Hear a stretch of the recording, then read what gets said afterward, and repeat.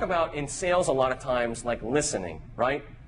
You've all heard sales in books or sales trainers say listen, and then they'll use the nauseating analogy of God gave us 2 ears and 1 mouth, so we should listen twice as much as we talk, right? You've all heard that? Well, that's ridiculous, right? There's no denying that God gave you 2 ears and 1 mouth, but there are certain times in the sale where you're going to need to talk probably a little more than you let them do it. For example, when you're presenting.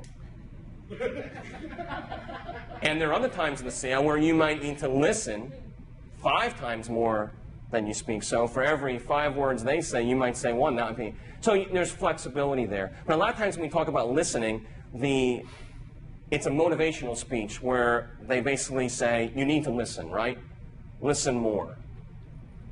Well, we all know that, but I think the better question is, that's never answered, is what are we listening for? Right? That's really what we're talking about in sales. There's a lot of irrelevant information. What am I listening for?